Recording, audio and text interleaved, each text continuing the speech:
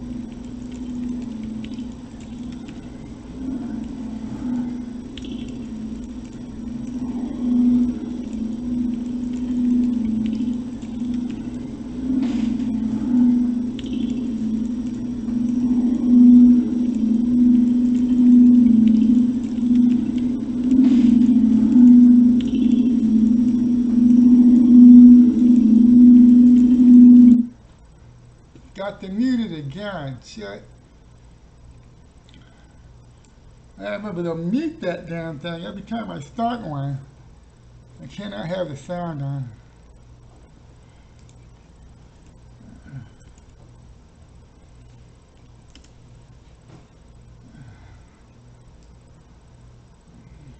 They say they can hear a video game. I guess that was my feedback.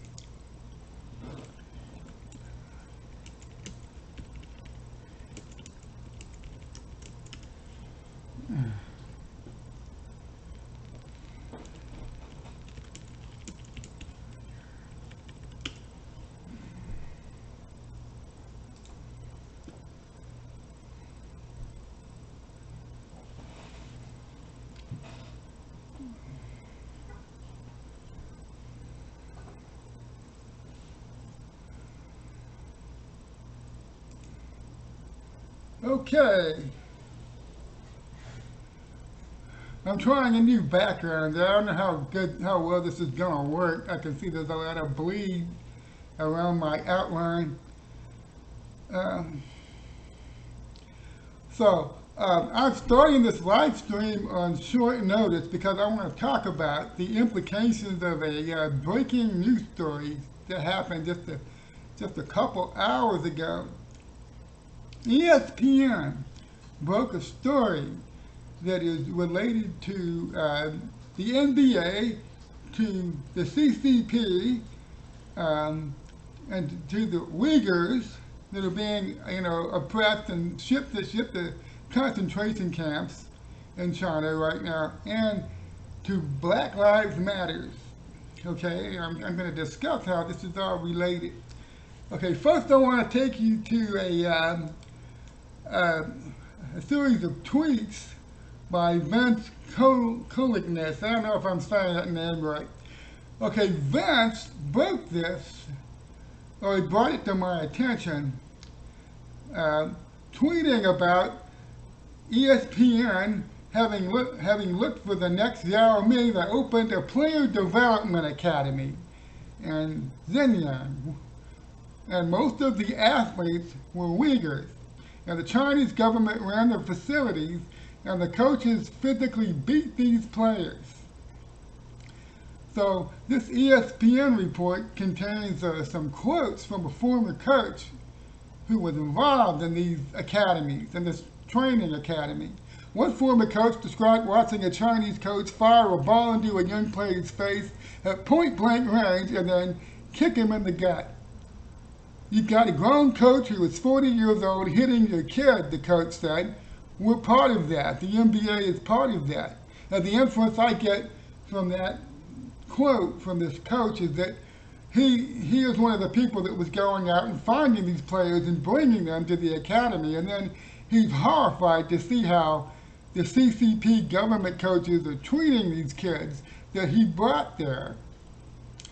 So now Vince brings up a good point here in this third tweet. He says, this is not a small deal that ESPN reported this.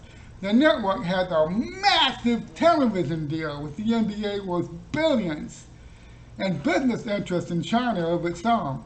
The network is also on the NBA China Board of Directors. So for them to break this story is huge. Let's take a quick look at the ESPN and NBA TV deal. That was signed back in October of 2014. It was worth $24 billion. And it's supposed to run for, I believe it's 8 or 9 years. Yes, contracts will run an additional 9 years through the 2024-25 season. So they still got, like 5 years to go on this contract. And, you compare this with the other sports leagues, you can see that it's not the richest. The NFL has the richest contract with $27 billion, but the NBA is not that far behind with $24 billion. So we're talking big money here. ESPN has a lot of money sunk into the NBA here. Okay. Now, I want to take you to the ESPN report from earlier today. This is the actual investigation that Vince was talking about. These NBA academies were not really doing any schooling of these players.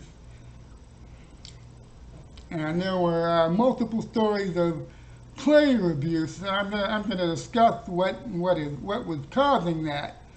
The fact that the ethnic Chinese, a lot of them have really racist beliefs. You see this in the way they treat the Uighurs, how they treat black people in China. We'll be getting into that also. American coaches at 3 NBA training academies in China told league officials their Chinese partners were physically abusing young players and failing to provide schooling, even though Commissioner Adam Silver had said that education would be central to the program. So once again, and you have to remember the context in which this story is breaking. The NBA has been avoiding talking about uh, the implications of China unleashing the pandemic on the whole world and lying about it. They've been unwilling to address the treatment of the Uyghur people in China. They've been unwilling to address the treatment of black people in China.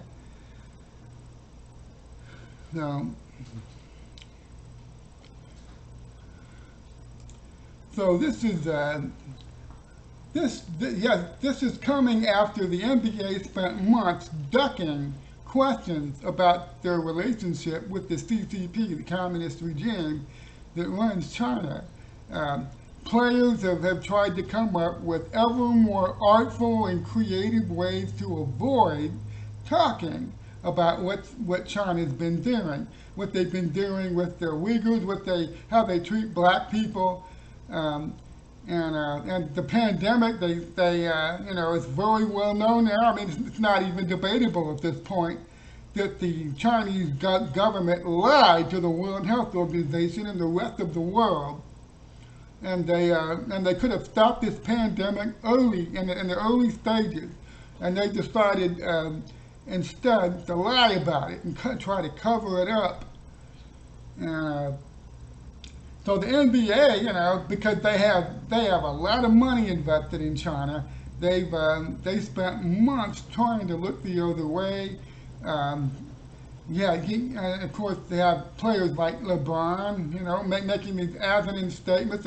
They're more than happy to support Black Lives Matter. They're more than happy to talk about racism in the United States. They want to talk about, end racism, smash racism, but a lot of their shoes and equipment and money that they're getting out of China, okay, that's paid for with that's created by slave labor. Okay, they're doing business with a regime that is there's no other way to describe it. They're evil.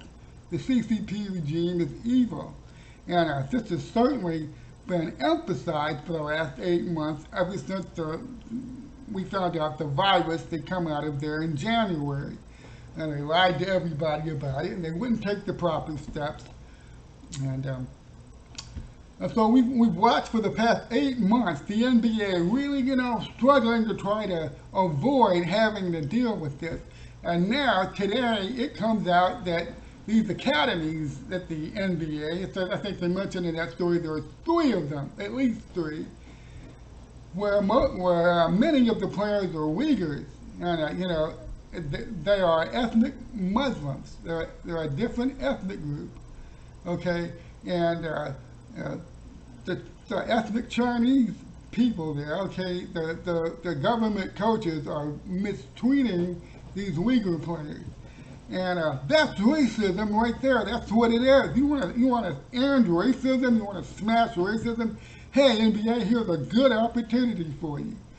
Okay, so it's absurd, that they backed themselves into this corner. The NBA backed itself into this corner over these past couple months, and now a story like this blows up on them. They have been funding academies where coaches are not giving the players the schooling they're supposed to be getting, and they're actually beating their players up because they happen to be this different, Muslim group. And this is going to be a huge scandal, and okay, it's important that ESPN broke this, because that tells me somebody at ESPN says, okay, we're not going to cover this up. We've got a lot of money invested in the NBA, but this story is too important. And they decided they had to go with it, and there were going to be huge repercussions from this. Okay, now this whole thing started because of this guy. Okay, that's Yao Ming, and he played from I believe it was 2002 to 2011. He played in the NBA. Yeah, he had some very successful years there, and he was a dominant center for a long time until the last couple seasons where injuries slowed him down. And so this idea, got started. Let's try to find the next Yao Ming. Let's try to find the next guy to come out of China and dominate in the NBA. And that is apparently what started this this wasn't cheap to do, I'm guessing, starting these academies in China and working with the CCP government to staff coaches at these academies and then go out and find young men to come in and be trained, you know. And so they've been doing this for several years now, looking for the next Yao Ming. And, you know, foreign players have proven they can succeed in the NBA. There's no problem with that. I mean, I watched the NBA since the mid-1980s. You know, we had a big influx of European players back in the 1990s. You had Kim Petrovic, Vlad Divac, Tony Kukoc. You had a bunch of them. Petrin Drazovic, the one that tragically died in the car accident. He was a real good player. And so we had all these players coming over from Europe, and then Yao showed up, and that really impressed a lot of people. Wow, this Chinese guy, he was like 7'6". For a while, he was the tallest guy in the NBA.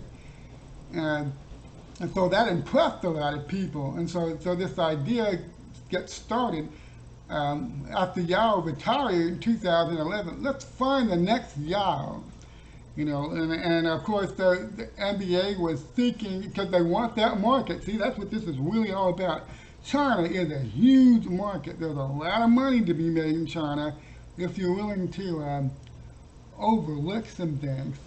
There's a lot of, you know, and I don't mean to pick on the NBA by itself. There are a lot of American corporations that want access to that market, and they're willing to do whatever it takes to get that access, even if it involves overlooking some really vile stuff, because money talks. You know, like Nike is having their products made. You see Colin Kaepernick kneeling at NFL games, and Nike signs him to this huge contract.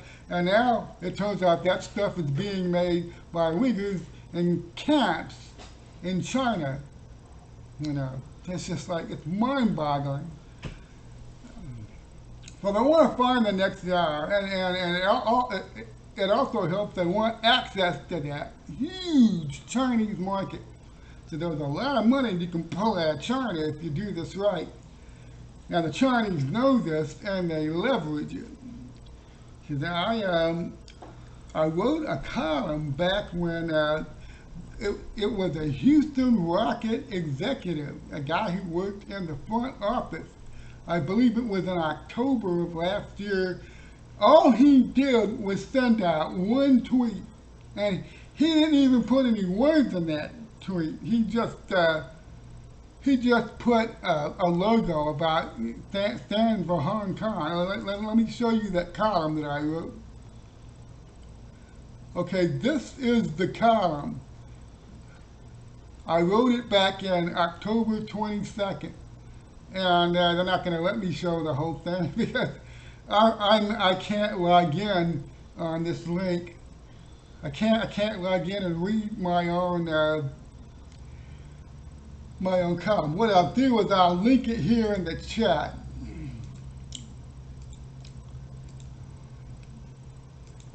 Okay, here it is in the chat, and all this executive did. His name was Daryl Morey, and it was last October 4th. He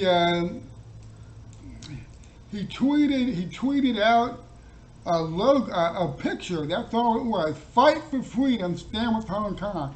And the CCP, you know, the Chinese went ape shit. They went to the NBA and told them, all right, you punish this guy. You teach this guy a lesson. He can't do that. He can't support Hong Kong. You know, you crack down on this guy. And They did. You may remember at that time fans started showing up at games with signs, and the NBA security would go and take the signs away from people. It was amazing to watch this. So I made some key points in this column. China presents a vast market that many U.S. companies wish to have unrestricted access to. The NBA is hardly alone in this regard, but few Western corporations have so solidly joined themselves at the hip with China the way the NBA had. This is why the American people were treated to the startling sight of prominent NBA players and coaches stuttering and mumbling their way through interviews when asked to comment on China's atrocious human rights record, something that has taken center stage again recently because of the Hong Kong democracy protests, as well as a video of hundreds of blindfolded Uighurs being shipped off to a detention facility. Okay, let's call them what they are: concentration camps. Forced labor camps. Okay. Since then, the entire free world has had an eye-opening look at exactly how China intends to use its vast economic leverage outside its borders. And what an ugly look it was. The Chinese regime doesn't have to explicitly demand Western companies punish its critics for them. Many people who run these companies will leap to censor their own employees without even waiting for the Chinese to demand it. Many top companies are so determined to keep access to the Chinese market at all costs, they will enforce speech codes on their own industry just as stringently as the Chinese regime would do themselves if that business was located inside China. Now, this certainly isn't what we were told to expect when President Richard Nixon opened China back in 1972, which happens to be the same year Biden first went to Washington, D.C. Okay, so the popular theory that was sold for decades was that by engaging China and opening our doors to them, we were going to democratize them. Take a good look at what you've seen recently as U.S. corporate interests bow the knee to actual tyrants.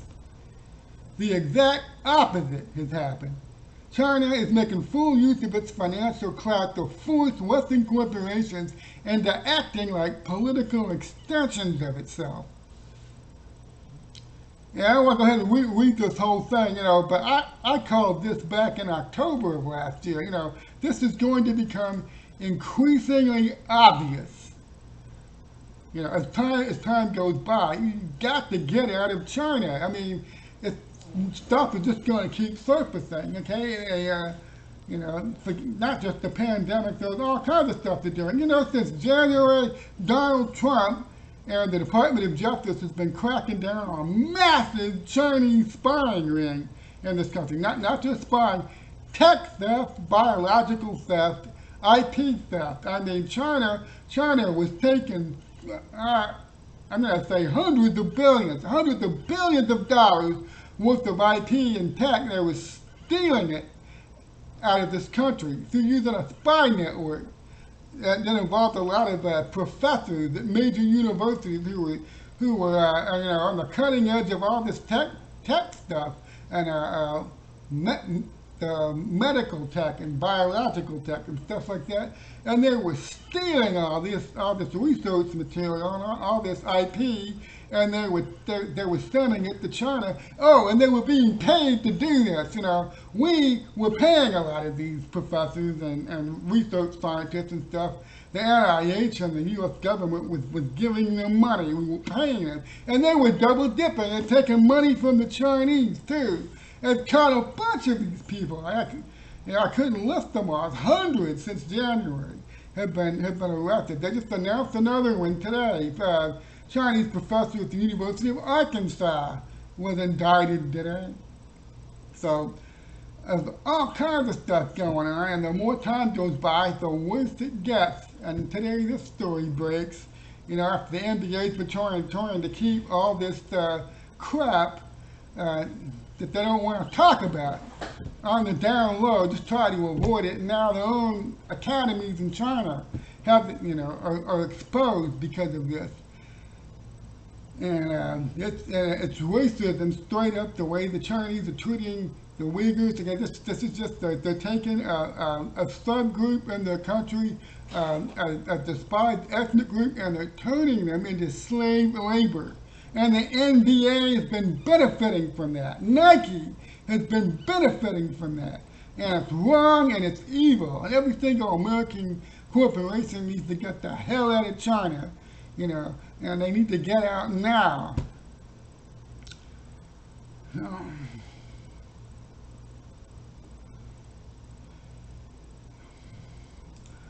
China has a real problem with black people. This is nothing new.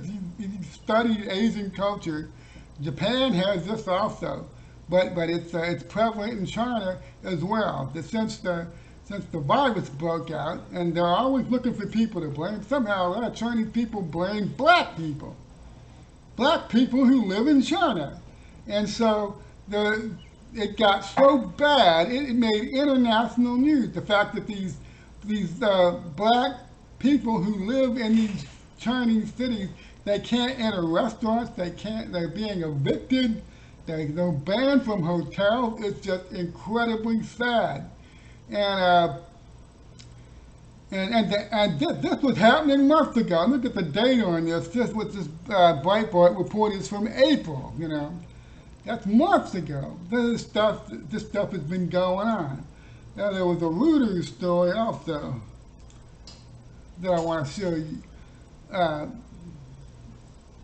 The backlash that started, a diplomatic backlash, because of the way Africans in southern China are being treated.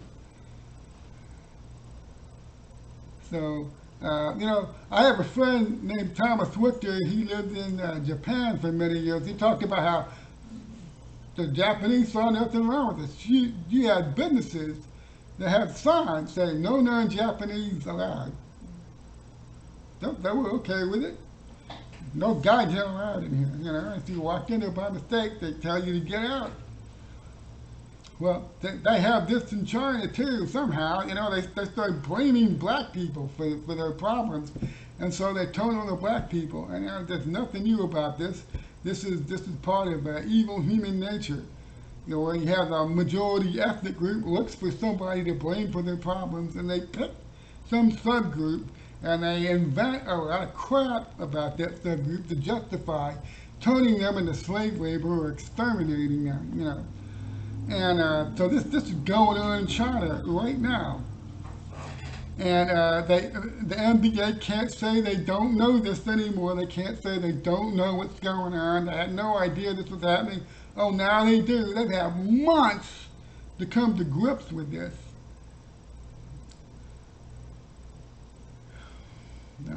So, the quest for the new Yao Ming has now exposed something about China, about the way they treat ethnic groups there that are not in the majority, how they treat minority ethnic groups.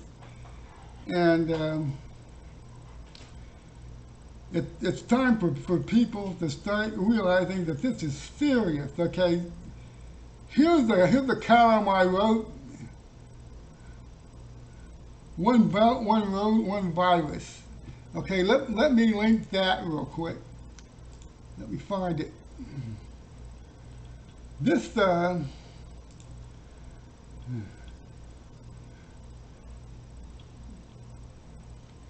pandemic is going to has shown the whole world that there's no way you can continue to do business with this regime. There's simply no way you can do it. They are so evil, and on top of being evil, there's the link, they're incompetent, okay? They're incompetent. They're evil and they're incompetent, okay? And so this virus got out of China. They tried to cover it up. They couldn't cover it up. They couldn't stop it from spreading. It went all over the world, and now this has totally exposed the problems with what is called with what is what people call China's One Belt, One Road policy, which is they are making outreaches to all these different countries in the world. This is why things were so bad in Italy. One belt, one road. That they were creating trade routes. They're trying to recreate the Silk Road from the medieval ages. They're trying to recreate it. This is one of Xi Jinping's big, the premier of China. This is one of his big things, recreating the Silk Road through this one belt, one road policy, where China competes with the United States for being the world's biggest superpower. They establish trade routes and connections. They want countries like Italy and Thailand and all these other countries around them. They want them to be under their sphere of influence. And so what this virus shows is, and that's why I called the column One Belt, One Road, One Virus. That's to show that the dangers of this, that this is the evil regime, that when they have, if they had just been open, if they had just said at the beginning, we have a serious problem here, we need help. We have a virus that got out of one of our labs and it's spreading in Wuhan. And they didn't do that. They opted to be evil. They opted to try to cover it up. And even after they knew that this had gotten away from them, they kept lying about it. And it is countries that were on that One Belt, One Road initiative that were hit the worst. Remember what the numbers were out of Italy. There are a massive amount of Chinese that have moved to Italy. They basically took over the textile industry there. They moved into a lot of these countries, and they fly back and forth between China and these other countries all the time. And that's how the virus spread so quickly. And so this pandemic has shown the big danger of this. You join yourself with China, you want to be part of that One Belt, One Road initiative, but if something bad comes out of China, you're the first that's going to get hit with it. So, we live in a weird time. Every single major sports league has bowed the knee to Black Lives Matter. And I'll show you how this is going to backfire dramatically on every one of these sports leagues. And if they, because Black Lives Matter is what's the message? Black Lives Matter. Why do Black Lives Matter? Well, because white systemic racism is making Black lives not matter in this country, and they need to solve the problem of America's systemic white racism. So that's what they have to do. Great, you want to end racism? What about Chinese racism toward Uighurs? What about Chinese racism towards black people? You have, and so this organization is going to be exposed. They don't care, and they don't really care about racism. They're a Marxist front group. That's what they are. They're all Marxist revolutionaries. They're just using racism as a cover for their revolutionary tactics. That's all they are. And so all these sports leagues stupidly bowed the knee to this radical group. And it's going to backfire on them, because I'm telling you, I'm positive of this. Black Lives Matter is fomenting and directing domestic terrorism. They're just like Antifa. They're no different. They're no different from Antifa.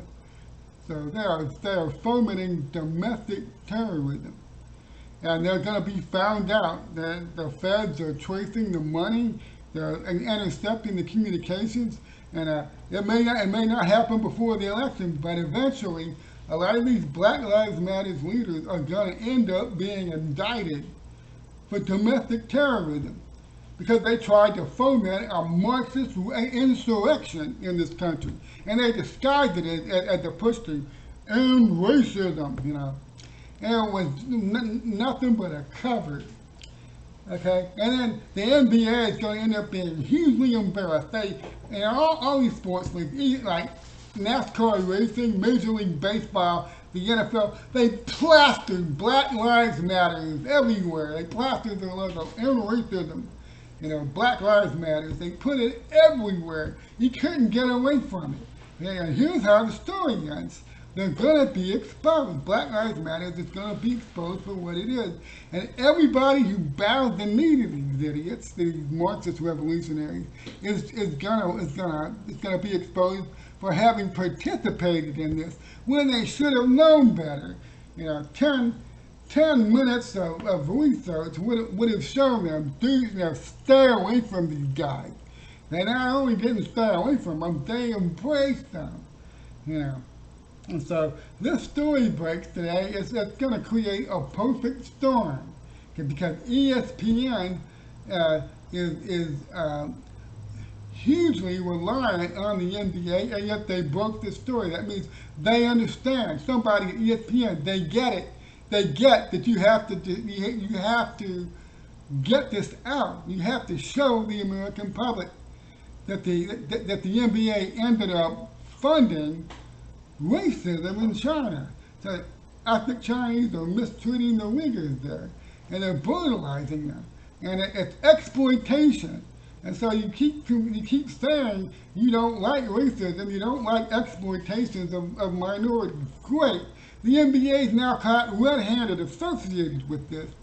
And so they're going to have to deal with it. So after 8 months of watching the NBA look the other way and mumble and, try to, mumble and avoid questions, this is something they can't run away from. ESPN, they're not as big as they used to be, but they're still the biggest sports channel in the world. And when they're highlighting the fact that you're joined at the hip with an evil regime in China that just spread a pandemic all over the world, and now they're putting Uyghurs in concentration camps, and now you were running sports academies in their country, looking for the next Yao Ming, help them develop NBA players, and it all looked real good on the surface, but it turned out to be a nightmare, and this is a nightmare that is not going away, and it couldn't happen at a better time. Because like I said in a column I wrote recently, let me find that real quick. I wrote a column about how sick I was of woke sports. And I'm thinking they're not going to last that much longer. I give this about a year and it'll die out. But woke sports is going to backfire. Okay, there's the link to that column. Woke sports, it's got a shelf life. They're going to lose a lot of their fans. People aren't going to watch.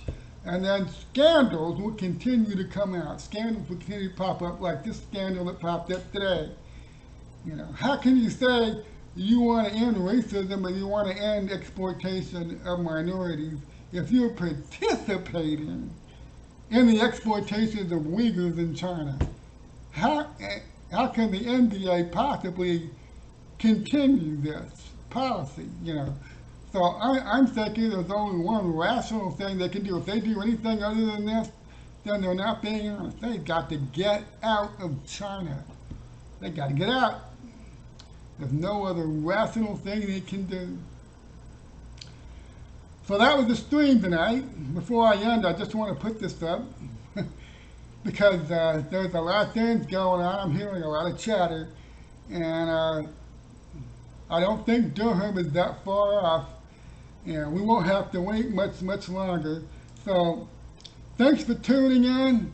I'll be following this NDA story and following all the developments.